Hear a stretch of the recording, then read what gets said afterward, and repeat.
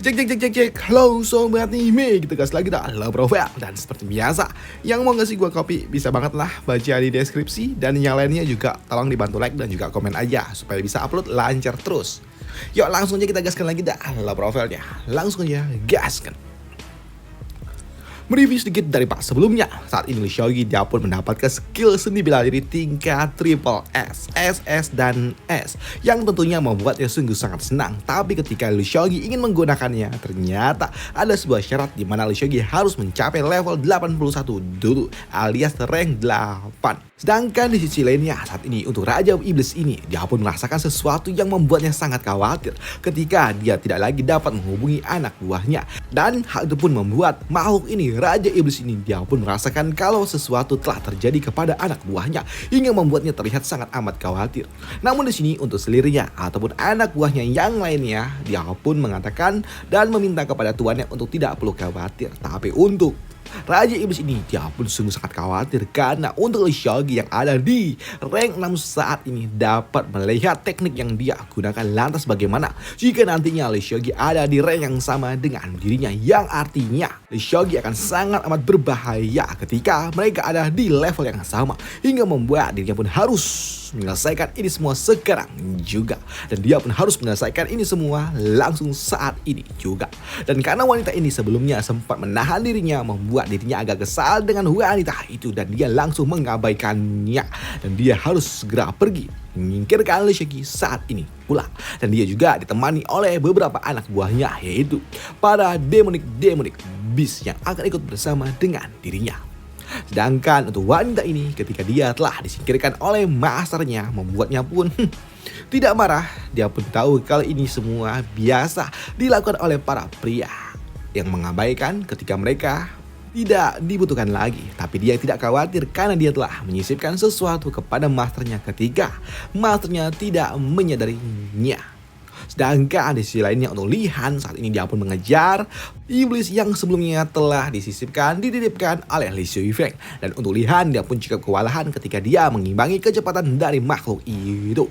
Dan untuk makhluk ini ketika dia melihat sebuah daratan, dia pun bertanya apakah daratan itu adalah kelompok manusia, yang membuat Li-han dia pun bingung dengan apa maksud dari ini semua. Karena tiba-tiba saja makhluk ini ketika dia melihat sebuah perdesaan, dirinya menunjukkan sebuah gelagat aneh. Karena saat ini untuk desa yang ada di bawah sana, ya seperti desa pada umumnya, transaksi jual beli di sebuah pasar yang ya wajar lah seperti desa pada umumnya. Dan untuk Li-han, dia pun mengatakan kalau yang ada di bawah sana memang pemukiman para manusia, yang membuat makhluk ini dia pun mengatakan kalau sepertinya rasanya lezat hingga membuat Li-han menyadari kalau sepertinya makhluk ini memiliki sebuah niat buruk. Karena tiba-tiba saja makhluk itu dia pun langsung menungkik turun ke bawah sana. Dan kedatangan dari makhluk itu tentunya menotis bagi warga desa, warga kota, karena saat ini mereka pun cukup terkejut dengan sosok yang tiba-tiba saja datang di tengah-tengah mereka. Dan awalnya mereka berpikir kalau itu adalah seorang kultivator, tapi ketika mereka melihat ada sebuah tanduk tentunya membuat mereka pun sadar kalau sepertinya itu bukanlah kultivator biasa. Dan untuk Li-han dia pun datang dan mencoba untuk dapat menghentikan makhluk ini. Tapi makhluk ini dia pun mengancam jika saja Li-han berani mengusiknya, menghentikannya lagi, maka Li-han lah yang akan dia lahap. Dan untuk makhluk ini ketika dia melirik ke arah para penduduk desa, dia pun tersenyum dan dia pun tahu kalau ini adalah sesuatu yang sangat amat nikmat. Dan benar saja, kini beberapa saat kemudian kota ini benar-benar porak-poranda di hadapan dari makhluk ini ketika dia mulai melahap satu persatu yang ada di tempat ini. Dan dia pun merasakan kalau ini benar-benar sangat amat luar biasa. Namun untuk Li-han yang melihatnya, dia pun hanya bisa menyesal, menggerutu, dan dia juga tahu kalau ini semua adalah sesuatu yang tidak bisa dia kendalikan, hingga membuat Li-han dia cuma bisa memantau dari kejauhan. Dan dia juga tahu kalau dia adalah orang yang benar-benar tidak berguna, tidak bisa menghentikan ini semua. Namun di sini Li-han dia pun ternotis ketika dia mendengar seseorang yang mengatakan, "Iblis, beraninya kau membuat sebuah keributan," ucap dari seseorang yang membuat Li-han dia pun bingung siapa yang berbicara itu. Dan ternyata itu adalah seseorang yang datang dengan aura biru dan pedang yang cukup panjang, hingga membuat Li-han ketika dia melihat api biru itu sadar betul kalau itu adalah milik dari murid dari seorang Soft Dragon, yaitu Yue. Namun itu membuat Li-han dia juga bingung kenapa Yue ada di tempat ini, pikir dari Li-han. Sedangkan untuk Yue ketika dia datang, dia pun langsung memberikan sebuah serangan yang cukup kuat hingga membuat tempat ini bergetar. Tapi sayangnya, serangan dari Yue tidak berpengaruh kepada makhluk ini. Dan untuk makhluk ini, ketika dia melihat Yue, justru dia tersenyum dan dia pun berpikir apakah rasa dari seorang kultivator itu nikmatnya dari makhluk itu. Dan untuk Yue tentunya dia pun muak dengan makhluk jahat itu. Namun untuk Lihan ketika dia melihat dari jauh, dia pun tahu kalau ini adalah murid dari seorang Safragan. Tapi dia juga yakin kalau sepertinya Yue bukanlah tandingan dari makhluk itu. Mengingat saat ini level kultivasi yang dimiliki oleh Yue hanya ada di rank 6, sedangkan makhluk itu sepertinya dia ada di rank 7 puncak, yang tentunya itu akan sangat amat berbahaya untuk Yue. Bahkan saat ini untuk Lihan, dia pun berharap Yue dapat melarikan diri. Sedangkan di sisi lainnya untuk Yue, dia tidak melarikan diri, dia menghadapi makhluk itu. Walaupun memang saat ini Yue dia pun benar-benar kewalahan mencoba untuk dapat menghentikan setiap serangan yang diberikan oleh makhluk ini. Dan untuk makhluk ini, dia pun benar-benar menikmatinya dan dia pun menganggap kalau Yue tidaklah kuat dan dia benar-benar menikmati permainan ini. Dan untuk Lihan, dia cuma bisa berharap kalau Yue harus kabur dari tempat ini. Dan dia juga tahu jika saja dia membantu Yue, itu semua tidak ada gunanya. Jadi dia cuma bisa melihat dari kejauhan. Dan untuk Yue, saat ini dia sedang menyiapkan sebuah teknik yang disebut sebagai Zhong Xiao Ren Yi, yang merupakan teknik yang telah dia dapatkan. Teknik yang telah dia ciptakan setelah dia bertanding melawan Li Xiaogi, dan dia akan menggunakannya untuk dapat menghadapi makhluk itu. Dan untuk Lihan ketika dia melihatnya, dia pun menyadari kalau teknik ini adalah teknik yang sangat amat luar biasa. Dan tidak heran dia menjadi seorang murid dari seorang Safragan. Sedangkan untuk makhluk ini, dia pun menikmati ini semua. Dan dia juga akan menggunakan kekuatannya untuk dapat menghentikan serangan dari Yue. Dan benturan energi yang terjadi di antara mereka benar-benar sangat amat kuat hingga membuat Lihan yang melihatnya, dia pun sadar betul kalau sepertinya Yuan King itu dia benar-benar sangat amat kuat. Karena dia dapat menghentikan serangan yang diberikan oleh Yue. Dan untuk Yue, dia pun tahu kalau serangan pertamanya telah gagal hingga membuat dirinya harus menggunakan semua kemampuan yang dia miliki. Dan untuk makhluk ini, dia pun menantikan seberapa kuat perbedaan di antara mereka berdua. Dan dia menantikan serangan yang akan diberikan oleh Yue. Dan dia juga tahu kalau sepertinya Yue akan memberikan sebuah serangan yang kuat hingga membuat dirinya pun melepaskan segel yang mengekangnya, hingga membuat tubuhnya pun bertransformasi, muncul banyak tangan di tubuhnya. Dan juga terlihatlah ada ekor panjang bersama dengan dirinya. Nah, ini adalah sebuah teknik formasi yang dia miliki karena dia sejatinya adalah seorang mutan, persilangan di antara seekor naga dan juga manusia, hingga membuat makhluk ini dia memiliki kekuatan setengah naga.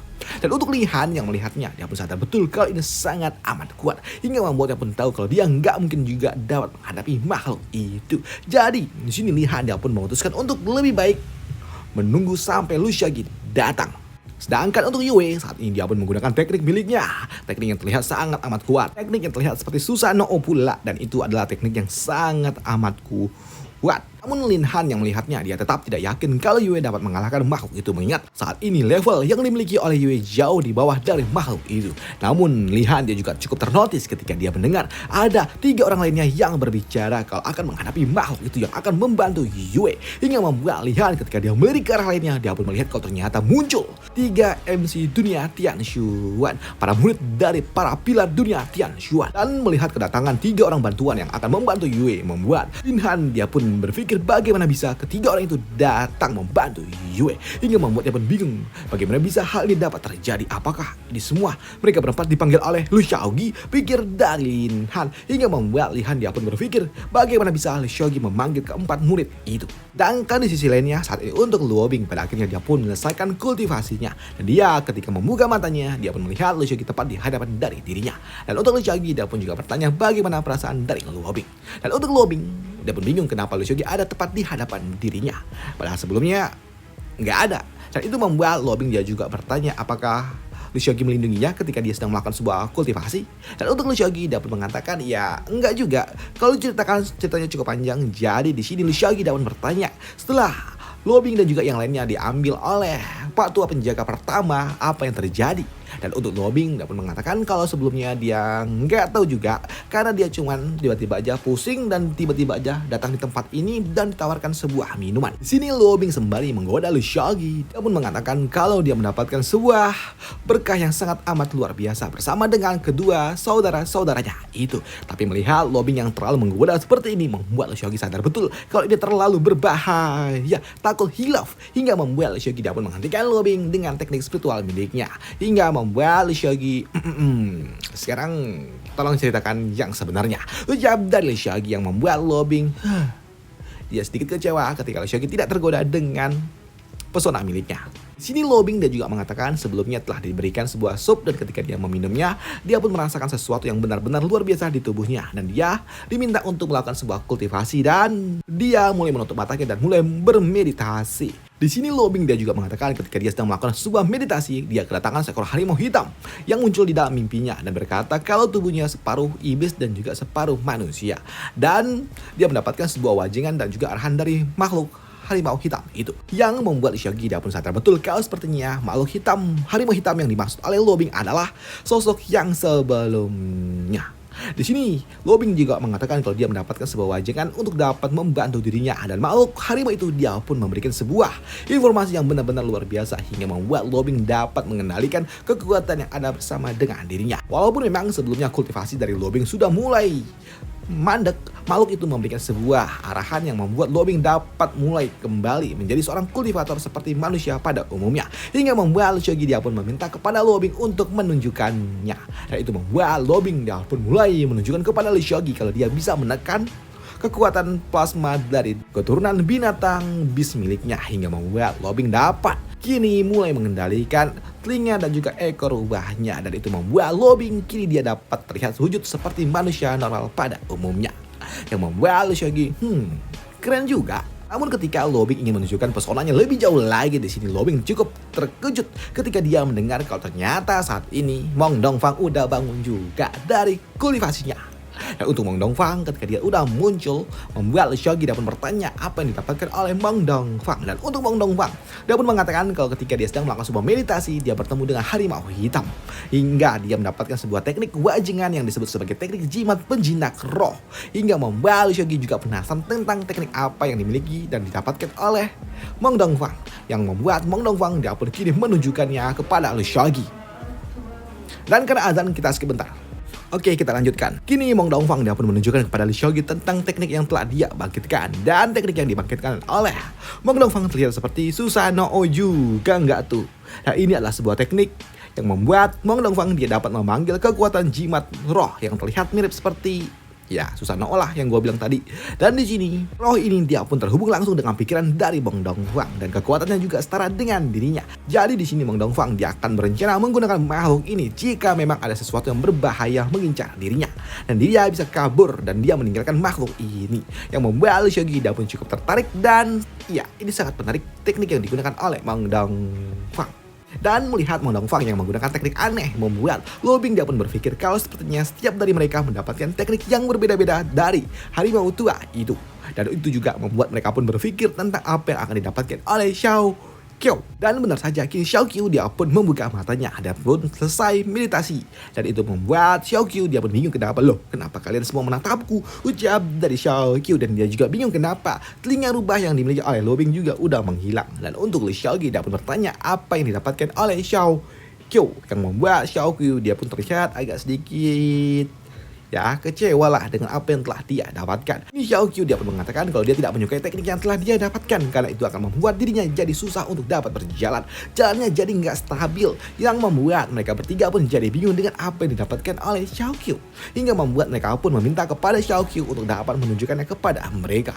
Dan untuk Xiao Qiu dia pun sebenarnya nggak mau dan dia juga mengatakan kepada mereka jika mereka ingin melihatnya tolong berjanjilah untuk tidak menertawainya yang membuat kini mereka semua pun berjanji untuk tidak melakukannya dan tidak akan tertawa dengan teknik apa yang digunakan oleh Xiao Qiu. Bahkan saat ini Mong Dongfang dia juga berjanji akan memberikan 10 tusuk permen untuk Xiao Qiu jika Xiao Qiu mau menunjukkannya hingga membuat Xiao Qiu tentunya dia pun sungguh sangat senang dan itu membuat Xiao Qiu udah mulai memusatkan kekuatan spiritual miliknya untuk mengaktifkan teknik yang baru dia dapatkan. Dan teknik yang didapatkan oleh Xiao Qiu cukup menarik perhatian karena memancarkan energi yang cukup kuat hingga membuat mereka semua pun menantikan apa yang akan dibangkitkan oleh Xiao Qiu. Dan ternyata yang dibangkitkan adalah sosok yang membuat Xiao Qiu jadi bingung. Ini Xiao Qiu kah? Karena memang saat ini Xiao Qiu dia berubah ke dalam bentuk wujud dewa. Itu Xiao Qiu, ucap dari mereka. Dan untuk Xiao Qiu dia pun mengatakan iya ini aku. Tapi Xiao Qiu dia pun mengatakan sulit bagi dirinya untuk dapat berjalan karena bemper ini terlalu gede, ucap dari Xiao Qiu yang membuat Lobing dia pun merasa iri dengan bumper aset yang dimiliki oleh Xiaoqiu sebesar ini. Dan apakah memang cuma ukurannya doang yang jadi besar seperti ini? Akan kita bahas di part lanjutannya aja. Apakah cuma bumper doang atau kualitas kekenyalannya juga? Kita lanjutkan di part lanjutannya aja. Ini udah mulai sholat asar. Asar lagi. Isa. Udah nanti aja di part lanjutannya. Dan sampai jumpa. Bye. Thank you.